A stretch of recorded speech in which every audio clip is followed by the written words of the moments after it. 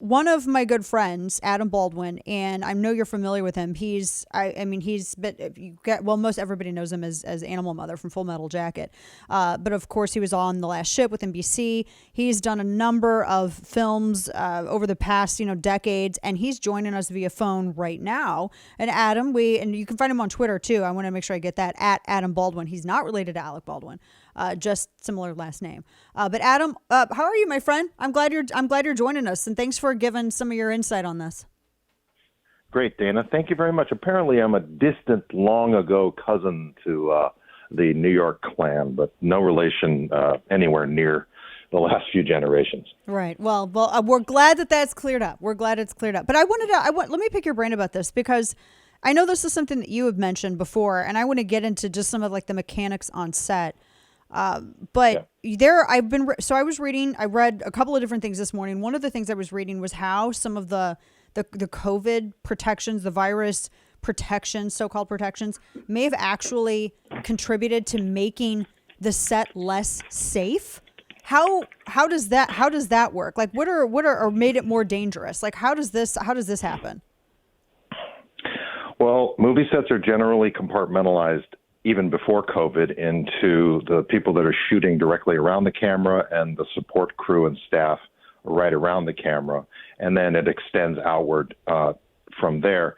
During COVID, it's been even more tightly compartmentalized into groups A, B, and C, A being the director, the producer, the actor, people directly involved with those that are on camera not wearing masks.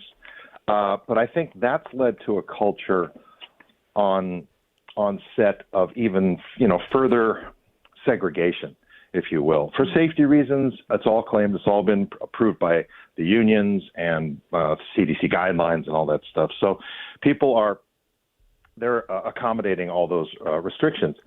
I don't know. I have no insight onto what happened. I wasn't there. Right. But I know that on the set that there was some dissension in the ranks, as has been reported, and there was some tension going on.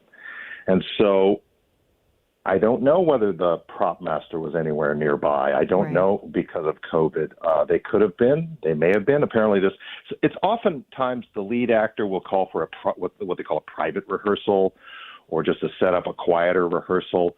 When you have the cinematographer on the lens or right next to camera, not out at Video Village, and everyone's much more closely grouped to the camera, and then they spread out as they start rolling. So that's apparently what happened. The cinematographer was standing right behind the camera operator, and the director was right behind the cinematographer, and they were watching the monitor on top of the camera while Alec was practicing his cross draw and pulling the trigger. Why he didn't check to see if it was cleared, that's, to me, that's just clear negligence. Everyone that is handling a firearm should know and is trained to check the weapon, clear the weapon, make sure that it's empty. Right. The barrel, the breech, the magazine, and the cylinder of a revolver in this case. Right. Yeah. You have from what I understand, this is a period piece. So it had apparently it was a single action revolver. You had to pull that hammer all the way back, and that makes the really light pressure on the trigger to release the round. So he didn't clear the weapon. And that's the responsibility of the person who is handling the firearm. Talking to our friend Adam Baldwin, you know him from Last Ship, Firefly, as well as Full Metal Jacket, and he's kind of given us the breakdown on how something like this on this set of Rust, Alec Baldwin's film, where he had accidentally shot and killed this director of photography, injured the director. One of the things, Adam, that I had seen as well, because we know that there was some problems with the unions and that they were saying it was an unsafe set. There apparently had been 2 misfires. But explain this to me. Yep. So I know that sometimes there are drills, like with actual, like live fire drills that sometimes actors and actresses will do if, actors aren't used to maybe shooting firearms and they're going to be, and they want to have them understand it, but that's never kept. And those rounds are never kept all together with blanks, which are very clearly visibly different. But apparently, according to one of the things I was reading, Yahoo was reporting the search warrant, etc., that apparently this was kind of all kept together. That's a big no-no. What is the standard operating procedure for this type of stuff, using firearms on a movie set like this? Well, I'm just speculating, but it seems to me that this was right after lunch that the tragedy occurred, and they may have been firing. This is out in somewhat New Mexico desert area or ranch land. They could have gone 1,000 yards downrange and been firing into a hillside and practicing with the weapon just to get a feel for it, or because it was cool or whatever it was. You're not supposed to do that. You're supposed to do it separately with oversight from a professional trainer. But it's inexcusable that any live ammo would be mixed in with the blanks. However, it's inexcusable not to check and see if your weapon is loaded. Yeah, that's it. I presume whoever hands me a weapon, I check it. I don't and care why who wouldn't it is. you? And it takes, why wouldn't you no either? time at all. Because that doesn't, and this guy, I saw a Daily Mail piece, and I've seen a number of stories where they're really trying to go after this armorer. And I made mention earlier, I really don't appreciate the way that they're going about it, number one. I mean, yes, there's some culpability there, but they're doing it in a way where it excuses Baldwin from any responsibility at all whatsoever. I mean, from what I understand, he was like the head producer on this film. He's the lead actor on this film. He's running the show. Mm-hmm. But even beyond that, when you're handed a firearm, whatever goes on at the business end of the barrel is your responsibility. And the fact that two things, that you would even accept anything and then use it without even looking at it yourself, especially after you've had 2 misfires on set, and there have been a lot of issues raised about set safety with regards to dealing with firearms, and the fact that either he didn't know enough to do a simple press check and see what was chambered, if anything, and exactly what the round was, and then just like willy-nilly with his finger on the trigger, that is so unbelievably irresponsible. That's not how this stuff works, and you share that view. Well, Alec Baldwin is 63 years old. He's been doing this for 40 years or more. He's had a gun in his hand on camera for decades, and he would know that protocol had been broken when the gun was handed to him and he didn't check it himself, or whoever was handing it to him didn't hand it to him opened so that he could see it and so that the people he was aiming at. It's common practice to show the people behind the camera, if you're pointing in that direction, see how empty this gun is. It's completely empty. Rack, rack, rack, tap, tap, tap. It's empty. Okay, everybody comfortable? Great. And he didn't do that.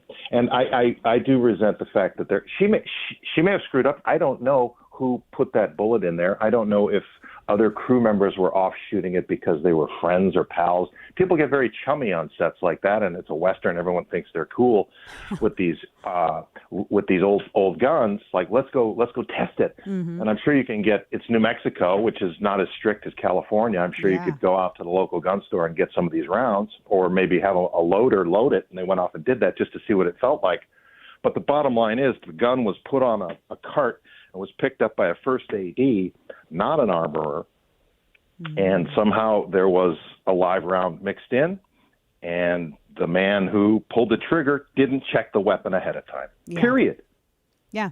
All right, and there's just no other way. Talking with our friend Adam Baldwin here, Firefly, Last Ship. There's just no other way to get around that. I mean, ultimately it comes down, and it's not mean to say that. I mean, that's just, you would be judged by the same standard, Adam. You would be judged by the same legal standard. Oh, my house would be burned down by now. The thing is, this armorer in the media is now being crucified, and it reminds me of the way they treated Monica Lewinsky.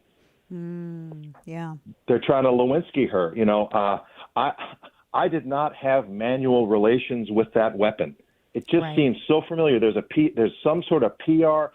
Carville's got his fingerprints all over this. There's a PR firm right behind this that's spinning it in the media, and it's disgusting. It is. And I mean, the way that they're going after this woman, and she's in her 20s, and they're trying to make her look like some dumb gun bunny, is what I think. That's what I said earlier. They're trying to make her look like some stupid gun bunny. But the thing is, too, is that it comes down to who pulled the trigger. Who was it that pulled the trigger and didn't check to see what was loaded and how it was loaded? Do you? Last That's question right. for you. Go Yeah, ahead. Sorry. yeah. No, I was going to say Andrew Branca, the Law of Self-Defense, has a wonderful video. Yes. He's a legal expert on firearm safety. He's got a great video out there that explains the whole thing. He'd be a great guest for you to have if this situation unfolds further. Yes. Do you think that this is going to change how? Because I already saw, and I can't remember who it was. One director's like, I'm never ever going to use like actual firearms on set again. It's only ever going to be like paint guns or pellet guns or something. Never going to use anything like this on set again. Is this going to change anything? Those are already used. Anytime you're at close range, those are used anyway. We have what are called non-guns, which are basically spark cap guns that just go and have a little spark at the end, and you CGI added in. Anytime there's close range work, that's what's used, or quarter loads at very close range with Lexan shields around the camera. Full loads are at distance, and full loads are good for semi-automatic and automatic weapons because you need the pressure to cycle the chamber, cycle the slide, and the bolt. Otherwise, it jams, and that slows things down too. And if they want to go to airsoft and CGI because it's cheaper, I don't mind. That's fine. You just act like it's going pew pew pew. But right. I think it's horrible that you would give armorers a bad name just because. An anti-gun activist is incompetent with a weapon and shoots and kills the cinematographer. It's a horrible tragedy. I mean, clearly he didn't do it on purpose, but he did it out of negligence. Yeah, no, I agree, and I completely agree with you about pinning it all on the armorer with this, which I've seen even conservatives do, and it's frustrating to watch that happen because the way I think it's incredibly unfair. And I agree with you. I think that there's a PR firm involved here, and they're really spinning this. And I feel for this young woman who also, I feel for the young woman who lost her life, but I also feel for the young woman who's being targeted, this armorer, because her life is over. She'll never work again. They're gonna tar and feather her name, and that's it. That is it. And then Baldwin, I'm sure, is going to be fine. Well, we'll see. It depends on what the district attorney decides. Does he have a case? Oh, boy. Yeah, I don't see how there aren't any charges in here. That's speculation on my part, but still. Adam Baldwin with Last Ship, Firefly, Full Metal Jacket, a million other things. Always so good to talk with you, my friend. I hope to see you again soon. It's been too long. Thanks so much for joining us. Thanks, Dana. God bless. Of course. God bless. Take care.